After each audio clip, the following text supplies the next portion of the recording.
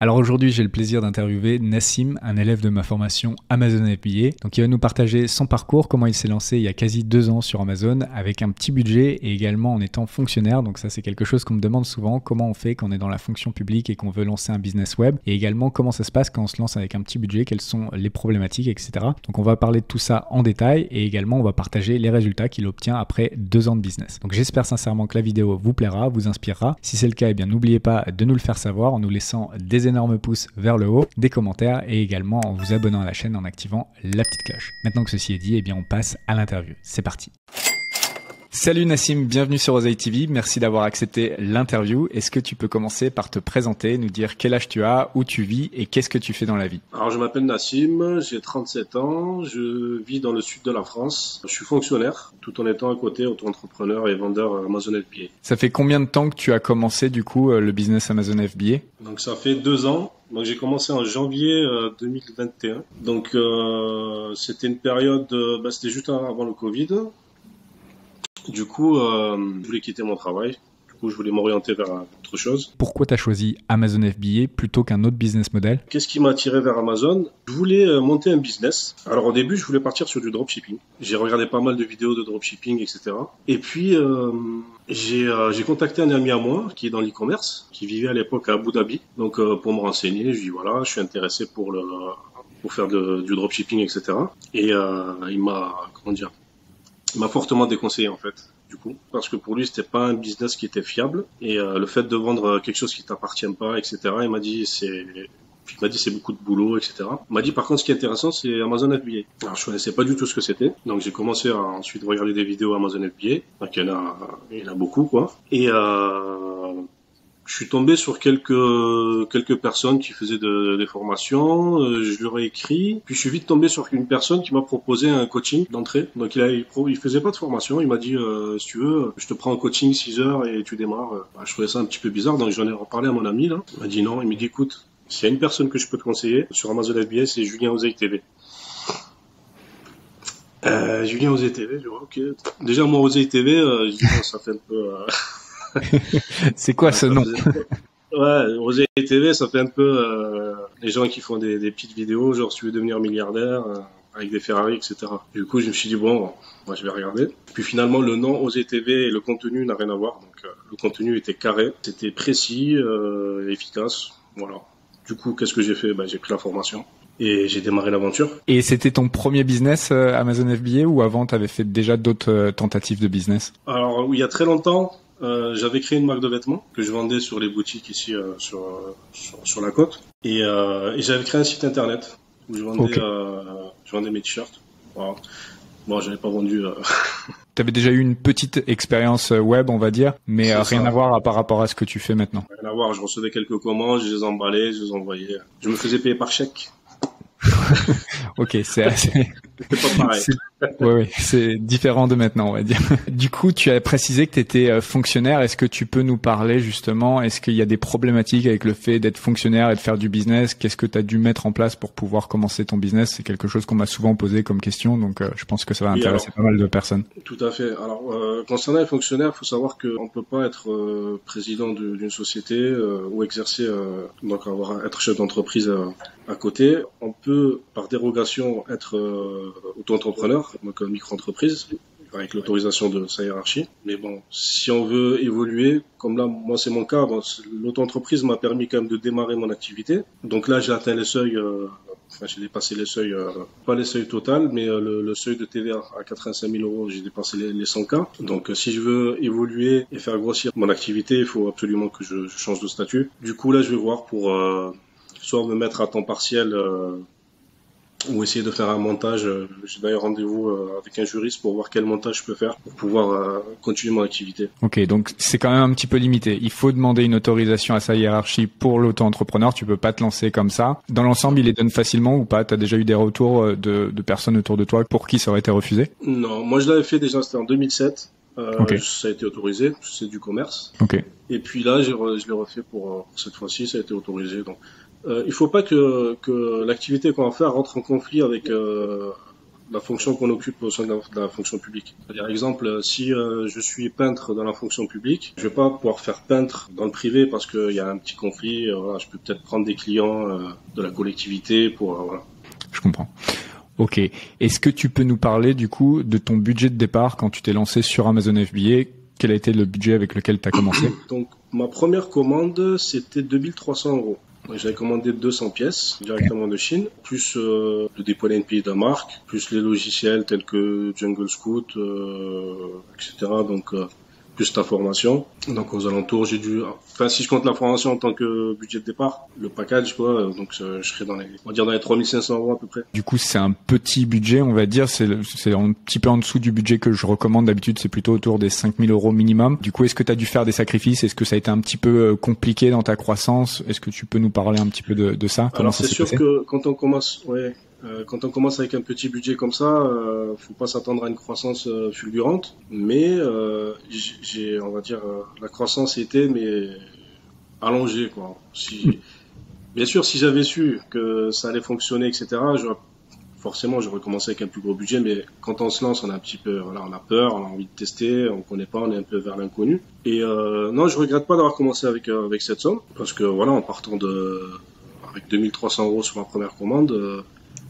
J'arrivais à générer, le premier mois, j'ai généré 4000, dans les 4000, entre 4 et 5000 euros de chiffre d'affaires avec un produit. Donc, pour moi, c'était une petite réussite. Est-ce que tu as dû ajouter plus d'argent après par la suite de ta poche ou simplement tu as utilisé le cash flow de ton business pour le faire grossir? J'ai uniquement utilisé ce que je produisais en vente. Voilà. Okay. Mes profits, je les réinjectais. Et il faut savoir qu'en auto-entrepreneur, les profits sont très petits. Parce que on est taxé sur le chiffre d'affaires. Et ce qui reste à la fin, c'est pas grand chose. Mais quand même, ce qui restait, je le réinvestissais. C'est pour ça que j'ai grossi tout doucement, en fait. Je comprends. Voilà. J'ai vu plus la chose sur le long terme. Moi, j'ai un travail à côté. Donc, voilà, ça subvenait à mes besoins. Mais, on va dire, j'ai une évolution constante et stable, quoi. Et au moment où on fait cette vidéo, t'en es à peu près à combien de chiffre d'affaires par mois et peut-être ton chiffre d'affaires sur les 12 derniers mois ou l'année dernière, si tu peux nous partager des indicateurs pour qu'on ait un peu une idée de ce que ça peut faire, un business qui est démarré avec seulement 2300 euros. Oui, alors là, actuellement, par mois, je suis en moyenne entre 9 et 12 000 euros par mois de chiffre d'affaires. Sur l'année, donc ça représente 106 cas à peu près. Là, je suis à peu près à 106, 107 cas. Ok, et en termes de profit pur à la fin, qu'est-ce qui te reste? Profit, il me reste environ 24-25 000 euros. Ok, donc un petit peu plus de 25% de profit margin. C'est ça. Et du coup, c'est sur combien de produits que tu génères ce chiffre d'affaires? Je suis à 3 produits sur une marketplace. Je suis uniquement en France pour l'instant. Et sans nous dévoiler ton produit, est-ce que tu peux nous partager un petit peu les techniques que tu as utilisées pour trouver ta première niche et peut-être celle que tu utilises maintenant pour trouver les 2 autres produits que tu as sortis après? Alors ma première niche, c'est toujours la même, hein, je suis dans la même niche mais j'ai rajouté 2 variants. Alors j'étais sur Jungle Scout et de mémoire, j'avais trouvé ce produit sur Jungle Scout. J'avais vu que c'était un gros chiffre d'affaires avec beaucoup de compétition dessus. Puis je me suis dit, il y a beaucoup de vendeurs mais ils arrivent quand même tous à sortir un chiffre d'affaires. Donc c'était un gros gâteau. En fait, moi l'optique là, c'est d'essayer de me tailler une petite part de ce gâteau-là. Voilà, c'était un marché qui générait à peu près 900 000 euros de chiffre d'affaires par mois. Le top 10 arrivait à sortir quand même des gros morceaux. Donc je me suis dit, s'il y a des miettes, je vais les ramasser. Et du coup, qu'est-ce que tu as fait pour ramasser ces miettes? Est-ce que tu peux nous partager un petit peu les axes que tu as mis en place sur ton produit pour pouvoir te démarquer et justement grappiller un petit peu sur ce gros chiffre d'affaires? Alors, ce que j'ai fait, c'est j'ai beaucoup travaillé sur l'aspect premium du produit. Il y avait beaucoup de vendeurs qui vendaient pas mal, mais leur fiche produit était pas spécialement super travaillée. Et je me suis inspiré d'un vendeur qui était pas très vieux dans cette niche, et j'ai vu qu'il est arrivé avec un angle, avec une image très premium de la représentation du produit. Du coup, j'ai travaillé sur la représentation. Bon, c'est du rendering 3D en fait. Je suis passé par Fiverr. J'ai pris un freelancer qui m'a modélisé ce produit. Forcément, il a une image super nette, super qualitative. Et j'ai donné, si tu veux, une image un peu plus premium. Ok. Justement, pour ceux qui ne savent pas ce que c'est que le rendering 3D, en fait, c'est de l'image de synthèse tout simplement. Et ça t'a évité de faire des photos finalement. Exactement. J'ai quand même fait des photos pour les autres photos du listing. Pour le produit en utilisation, j'imagine, peut-être des choses comme ça. C'est ça, exactement. Et du coup, j'ai fait appel à un ami à moi qui est photographe, tout simplement. Ok.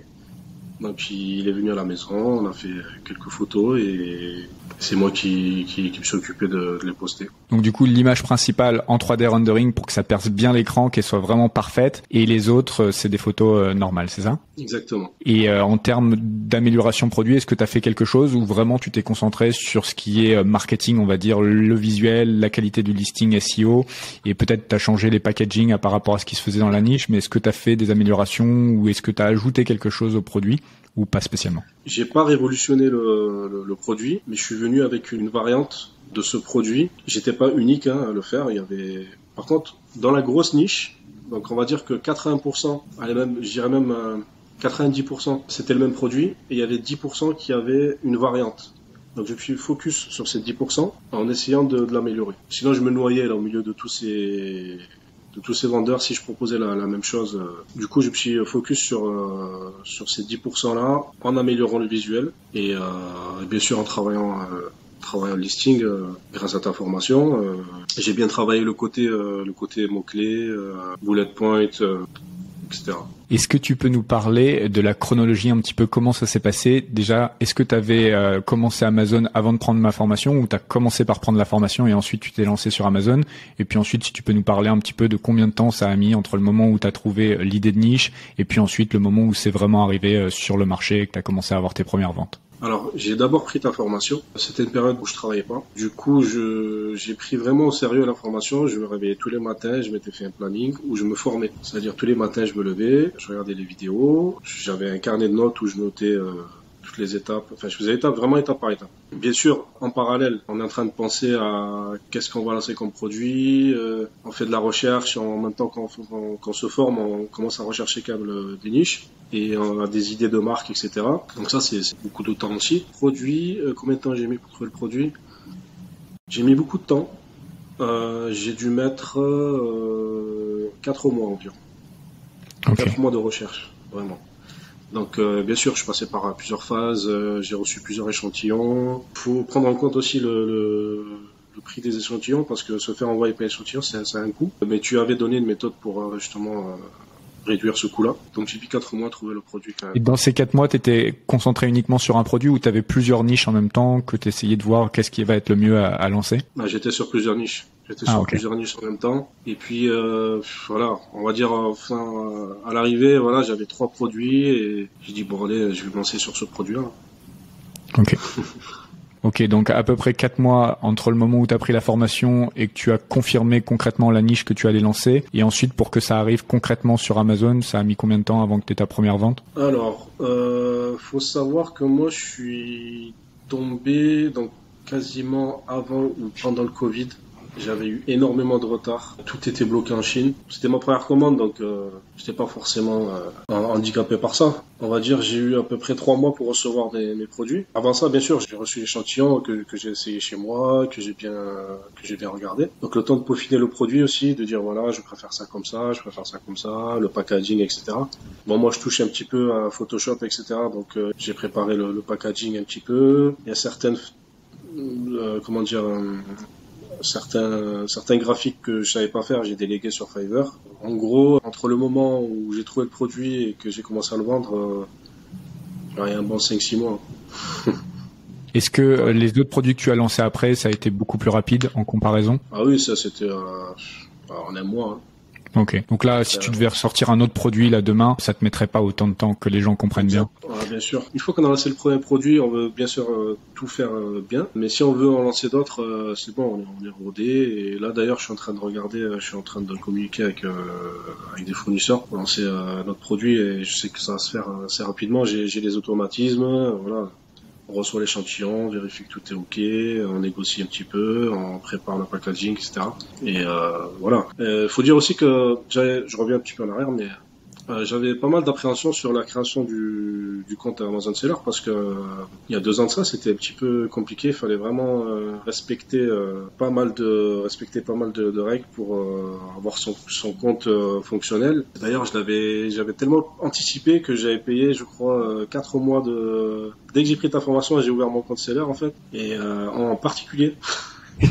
que j'ai basculé ensuite en micro-entreprise parce que je voulais vraiment avoir un compte fonctionnel. Aujourd'hui, je crois que ça s'est amélioré. Ça s'est amélioré. J'ai l'impression qu'il y a eu beaucoup de gens quand il y a eu le Covid qui se sont lancés sur Amazon et du coup, Amazon a fermé un petit peu, on va dire, les vannes pour éviter d'être complètement inondé de vendeurs. Et là, j'ai l'impression que ça s'est assoupli. Il y a moins de problèmes de personnes qui restent coincées très longtemps à l'ouverture de compte. Donc, je pense que ça a été vraiment pendant cette période-là où ça a été plus difficile. Du coup, maintenant, ce qui serait intéressant, c'est que tu nous partages qu'est-ce que tu as mis en place pour faire ranker tes produits, pour les faire monter dans les résultats de recherche sur Amazon, sachant que tu étais dans une niche quand même assez compétitive. Qu'est-ce que tu as mis en place pour arriver justement à générer tes premières ventes? Alors, mes premières ventes, c'était de l'organique.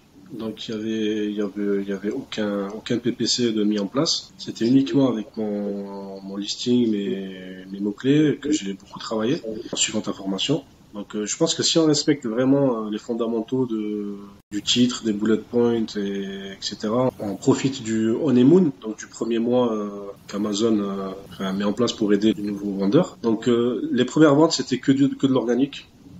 Et puis, ça commençait avec une vente un jour, le lendemain, 2 ventes, 2, 3 ventes, 5 ventes.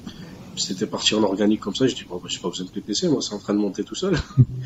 Puis finalement, on arrive à un moment où on voit qu'on stagne, ou il y a des jours où c'est moins, donc on est obligé de passer par le PPC et du coup c'est ce que j'ai fait. Et au niveau des commentaires, est-ce que tu avais fait quelque chose? Est-ce que tu avais demandé à des personnes que tu connaissais de te faire tes premiers commentaires ou tout est venu naturellement? Oui, non, au début j'ai utilisé des amis qui m'ont aidé pour les commentaires, donc l'entourage, un petit peu la famille. Pas trop parce que faut se méfier, Amazon, hein, ils ont un algorithme du futur. Du coup, j'ai utilisé aussi quelques personnes du Discord de la formation. Donc, on s'est échangé quelques reviews. Ok, donc tu as fait ça au tout départ et ça t'a aidé un petit peu aussi à ranker plus rapidement. C'est ça. Mais après, je pense qu'il faut le faire juste au départ, histoire d'avoir une petite crédibilité au niveau du produit. Puis, si le produit est bon, les reviews, ils arrivent toutes seules, quoi. Je veux dire, maintenant, ça, je le fais plus du tout. Est-ce que tu peux nous parler de comment tu organises tes journées, puisque tu as encore ton job donc de fonctionnaire? Combien de temps ça te laisse pour faire du Amazon FBA? Combien de temps tu donnes à ce business Amazon FBA, peut-être par journée ou par semaine, pour qu'on ait un peu une idée? J'ai vraiment pas beaucoup de temps à allouer à Amazon. Moi, je suis toujours collé sur Shopkeeper. Je pense comme tous les vendeurs, je suis mes ventes, mais une fois que c'est en place, c'est vraiment de la petite maintenance au niveau du PPC. Des fois, si je vois que le budget est un peu light, je monte un peu, je redescends. Mais on va dire de travail pur, je dois faire 2 heures par semaine. Ok. Donc ouais, sur le mois, ça te fait une journée de boulot, quoi, 8 heures de boulot. C'est ça. Puis parce que voilà, j'ai qu'une seule marketplace et qu'un seul produit avec 3 variantes. Donc du coup, j'imagine que quand on a des dizaines et des dizaines de produits avec toutes les marketplaces, je pense que faudra un peu plus de temps. Ça prend beaucoup plus de temps ou bien il faut déléguer. Ouais. C'est ça, et là je m'en sors hein, comme ça. Et est-ce que tu peux nous parler des tâches que tu aimes bien faire et celles que tu n'aimes pas faire dans ce métier de vendeur Amazon FBA? Ce que j'aime pas faire, c'est la comptabilité, la fiscalité. Donc ça je vais déléguer parce que bon là je vais passer en société, donc je serai obligé d'avoir un comptable, donc ça sera réglé. Et qu'est-ce que j'aime pas d'autre? J'aime pas répondre à certains clients. Le support. Le support, ouais. Il y a toujours des personnes qui vont essayer de négocier ou de demander des rabais ou dire voilà j'en ai acheté tant, vous pouvez me faire un prix. Pour créer un coupon, etc., c'est compliqué. Du coup, bon, des fois, on dira est-ce que je lui fais un coupon, est-ce que je lui offre, etc. Bon, après, ça fait partie du jeu, mais on peut le déléguer aussi. Ok, ouais, assez rapidement, ouais. Dès que tu vas monter à plusieurs centaines de milliers d'euros de chiffre d'affaires, tu pourras prendre un assistant qui s'occupera de cette partie-là. Donc ça, c'est ce que tu n'aimes pas, ok. Qu'est-ce que tu aimes justement dans ce business? Ce que j'aime, c'est de voir son produit se vendre, quoi. L'argent qui rentre, il faut le dire. L'argent qui rentre, la petite notification, le petit kitching de Shopkeeper.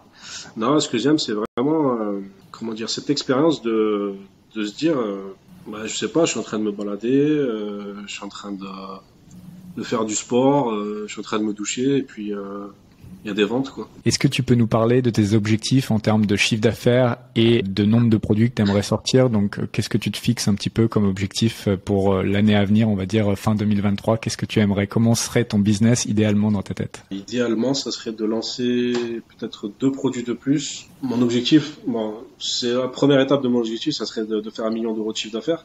Okay. Ça, c'est psychologique, hein. Voilà, dire. C'est un chiffre que tout le monde aime bien, effectivement. Ouais.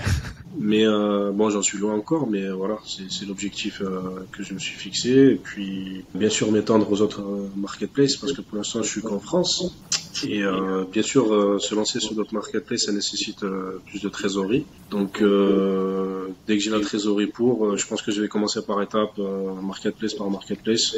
Et en termes de chiffre d'affaires que tu aimerais faire, peut-être à horizon d'1 an, pour qu'on ait une idée, ton objectif, je sais pas à combien d'années, ça sera 1 million de chiffre d'affaires. Mais là, à horizon d'1 an, qu'est-ce que tu aimerais faire à peu près? Ouais, j'espère au moins doubler le chiffre d'affaires, 200 000 euros, ce serait déjà pas mal sur l'année prochaine. Ok. Et donc pour y arriver, la stratégie que tu voudrais mettre en place, c'est sortir 2 produits de plus et ouvrir un ou 2 nouveaux marchés, c'est ça? C'est ça.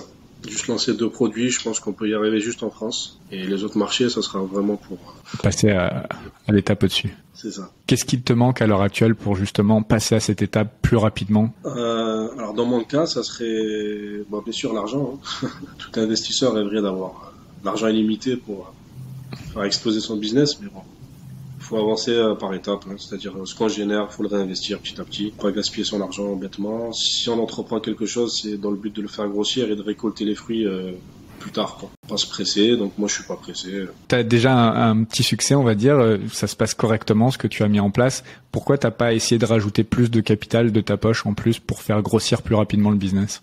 Justement, c'est ma philosophie, c'est que je sépare ma vie privée de ce que je gagne de mon travail et la société. Moi, je veux que la société soit autosuffisante, qu'elle grossisse d'elle-même. Voilà. Okay. Après, j'ai d'autres investissements que j'ai fait dans l'immobilier et ça, pareil. Je veux que ça soit autosuffisant. Voilà, je veux que chaque chose s'autofinance entre guillemets. Là, forcément, comme je démarre. Voilà. Après, voilà, c'est l'effet boule de neige, quoi. Je veux dire, faut faire grossir la chose et être patient. Si demain tu devais recommencer ton business Amazon FBA à zéro, quels seraient les conseils que tu te donnerais à toi-même et quelles seraient les choses aussi que tu ferais différemment? Me faire un peu plus confiance et démarrer plus rapidement. Parce que j'ai mis beaucoup de temps quand même à chercher à trouver ma niche. Bon, je regrette pas, hein, mais j'aurais pu peut-être me lancer plus tôt parce que la niche, je l'avais trouvée il y a un bon moment en fait. Je pense qu'à partir du moment où on est formé et qu'il y a tout dans la formation, j'ai pas de regrets. Ok, top. Donc juste être un petit peu plus rapide sur le passage à l'action et pas rester trop dans l'analyse, dans la paralysie sur la recherche de niche, ce serait ça ton propre conseil? C'est ça, c'est-à-dire qu'une fois qu'on est formé, on sait où on va, faut y aller. J'ai oublié de te demander tout à l'heure, je t'ai parlé de tes objectifs d'un point de vue business. Quels sont un petit peu tes objectifs d'un côté perso? Est-ce que tu as des voyages, des choses que tu aimerais acheter, des investissements que tu aimerais faire? Si tu as des choses à nous partager de ce côté perso? Oui, comme projet, ce serait de quitter mon travail. Premièrement, ça c'est la première étape. Et ensuite, générer assez de revenus pour pouvoir m'expatrier. Donc à partir du moment où je générerai assez de... C'est pour ça que je me fixe pas de date ou d'ultimatum, mais ça sera en fonction du grossissement. Si ça va prendre 2 ans, 3 ans, 4 ans, 5 ans. Mais au moins que ça soit du solide, du concret. Mais dès que j'ai assez de revenus pour pouvoir subvenir à mes besoins et ceux de ma famille, je pense que je m'expatrierai. T'as déjà une idée où? Il y a Dubaï par là d'un côté de ma tête, il y a possiblement d'autres endroits, mais ce sera sûrement un pays qui nous matraque pas fiscalement. Ok, ce sera pas très difficile en vrai. Hein.